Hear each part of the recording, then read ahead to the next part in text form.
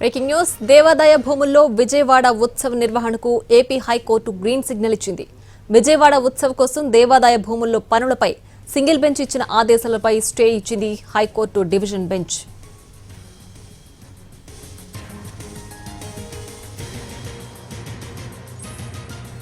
దేవస్థానంలో భూమిలో ఎగ్జిబిషన్ నిర్వహణను హైకోర్టు సింగిల్ బెంచ్ తప్పుపట్టింది. వాణిజ్యపరంగా ఆ భూమిని వినియోగించవద్దని ఆదేశించింది. అయితే సింగిల్ బెంచ్ ఆదేశాలపై డివిజన్ బెంచ్కు వెళ్లారు నిర్వాహకులు. దీనిపై విచారణ జరిపిన డివిజన్ బెంచ్ దేవాదాయ భూముల్లో విజయవాడ ఉత్సవ నిర్వహణకు గ్రీన్ సిగ్నల్ ఇచ్చింది.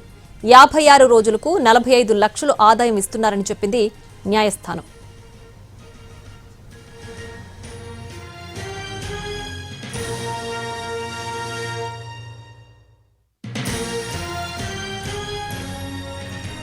దేవాదాయ భూముల్లో విజయవాడ ఉత్సవ్ నిర్వహణకు ఏపీ హైకోర్టు గ్రీన్ సిగ్నల్ ఇచ్చింది. విజయవాడ ఉత్సవ్ కోసం దేవాదాయ భూముల్లో పనులపై సింగిల్ బెంచ్ ఇచ్చిన ఆదేశాలపై స్టే ఇచ్చింది హైకోర్టు డివిజన్ బెంచ్.